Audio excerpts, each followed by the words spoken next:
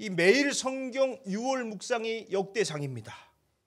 야, 아담부터 시작해서 아브라함, 이삭, 야곱, 유다 지파 족보가 계속 나와요. 얼마나 힘든지. 금요 기도회 때 함께 읽는데 이름도 너무 어려워가지고 발음도 안 돼요. 야, 이거 빨리 끝났으면 좋겠다.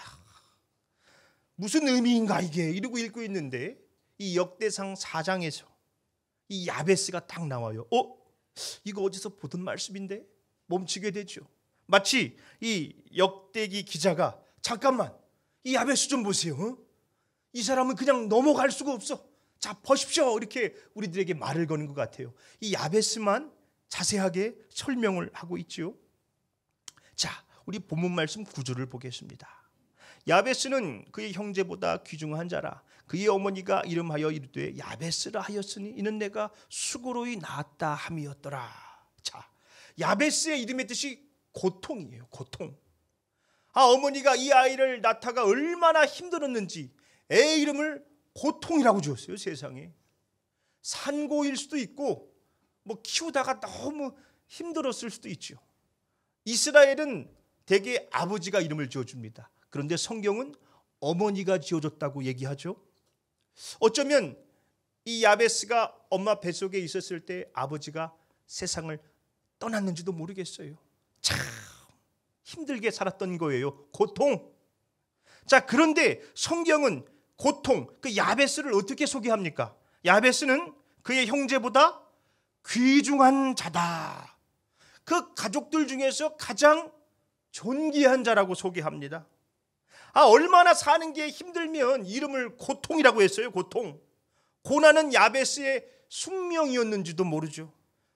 야, 사는 게 왜 이렇게 힘드냐? 왜 이 모양이냐 나는 진짜.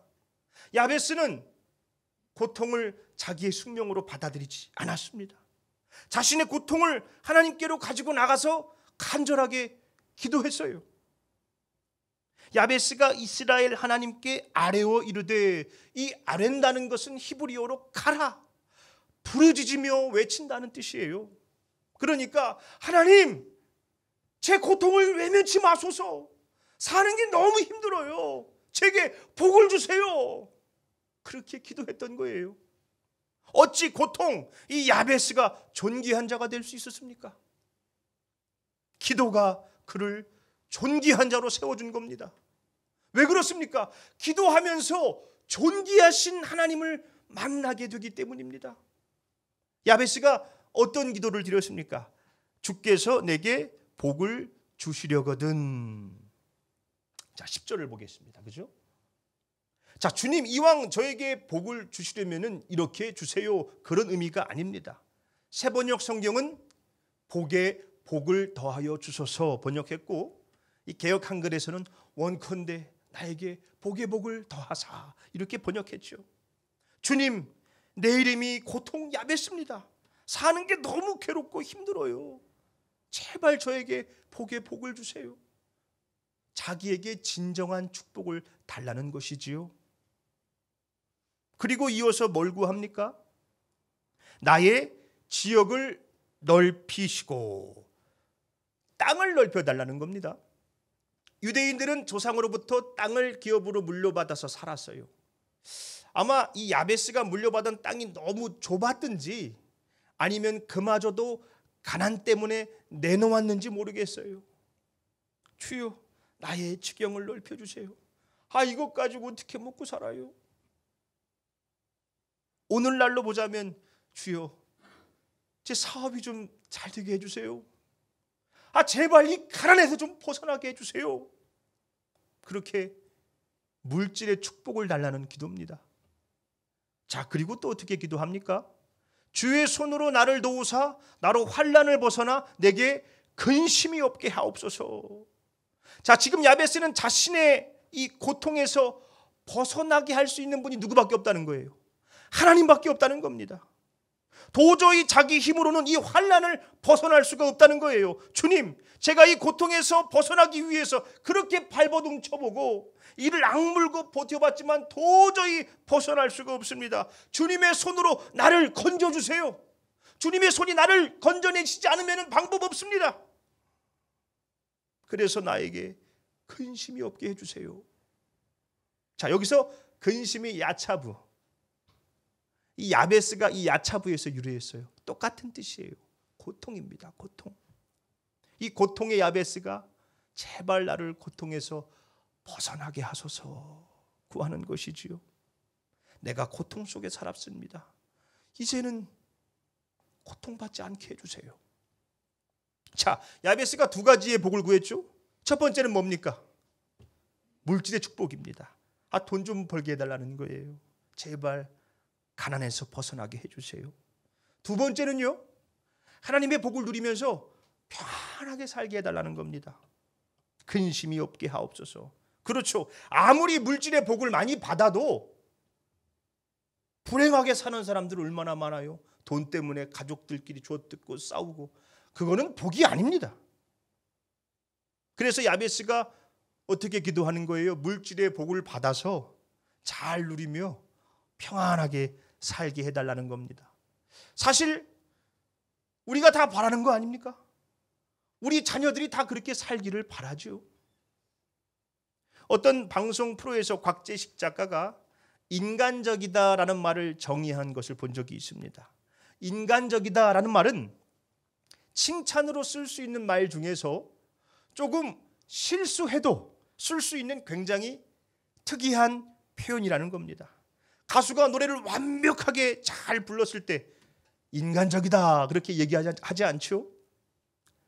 조금 실수도 하고 약간 허당미 같은 것도 보여줘야 그래도 저 사람 인간적이네 이야기합니다. 그런 의미에서 오늘 야베스의 기도는 인간적인 기도죠. 현실적인 기도입니다. 그러나 그것이 잘못된 게 아닙니다. 인간이니까 인간적인 기도를 할 수밖에요. 하나님이 그 야베스의 인간적인 기도에 어떻게 하셨습니까? 하나님이 그가 구하는 것을 허락하셨더라. 다 이루어 주셨다는 겁니다.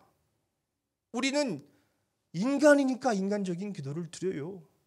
제가 성도님들을 위해서 기도할 때도 인간적으로 기도합니다. 하나님, 이번에 우리 성도가 사업을 시작했습니다. 제발 좀 그 사업이 잘 되게 해주세요. 물질의 복을 주세요. 주여, 우리 성도가 너무 아파하고 있습니다.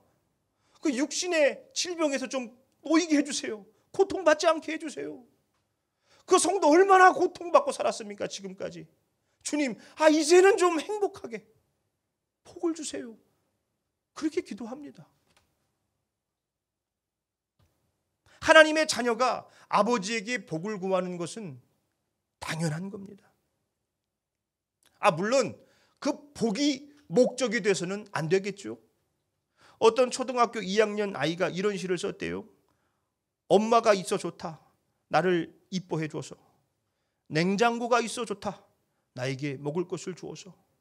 강아지가 있어 좋다. 나랑 놀아주어서. 아빠는 왜 있는지 모르겠다. 참 씁쓸해요, 그죠? 아빠가 어떻게 냉장고만도 못합니까, 세상에. 그 냉장고에 먹을 거 채워주려고 그렇게 나가서 열심히 일했던 건데 그것도 모르고 아빠는 왜 있는지 모르겠어. 복이 목적이 되면 이렇게 되는 겁니다. 복을 주시면 믿고 안 주시면 안 믿고, 이것도 안 해주실 것이면서 하나님 왜 있는지 모르겠어. 그건 하나님 믿는 게 아니죠. 그건 내가 주인 돼서 하나님한테 이래라 저래라 하나님을 이용하는 겁니다. 우리가 하나님을 믿는 이유는 복을 받기 위해서가 아니죠. 하나님이 우리를 먼저 사랑하셨기 때문입니다. 로마서 5장 8절, 우리가 아직 죄인 되었을 때에 그리스도께서 우리를 위하여 죽으심으로 하나님께서 우리에 대한 자기의 사랑을 확증하셨느니라. 요한복음 3장 16절, 하나님이 세상을 이처럼 사랑하사 독생자를 주셨으니 이는 그를 믿는 자마다 멸망하지 않고 영생을 얻게 하려 하심이라. 요한복음 1장 12절, 영접하는 자 곧 그 이름을 믿는 자들에게는 하나님의 자녀가 되는 권세를 주셨으니, 하나님이 우리를 먼저 사랑하셨습니다. 우리를 당신의 자녀 삼기 위해서 하나밖에 없는 아들 예수님을 내어주셨습니다. 그 예수님이 우리의 죄를 대신 다 지시고 십자가에서 죽으시고 다시 사셨습니다. 그 예수를 믿는 자마다 멸망하지 않고 영생을 얻게 됩니다. 하나님의 자녀가 되는 권세를 얻습니다. 하나님의 자녀가 됐으니까 당연히 아버지께 복을 구하게 되는 것이지요.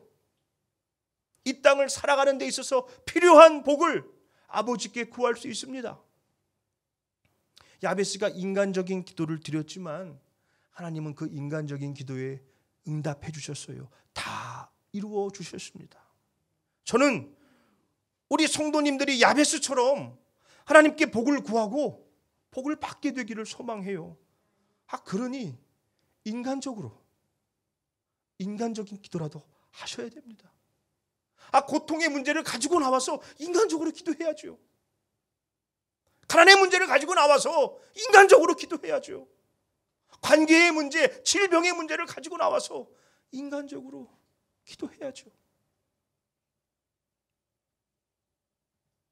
야베스가 구하는 것을 다 이루신 하나님께서 우리 행복한 교회가 구하는 기도를 어찌 이루어 주시지 않겠습니까? 로마서 8장 32절이지요.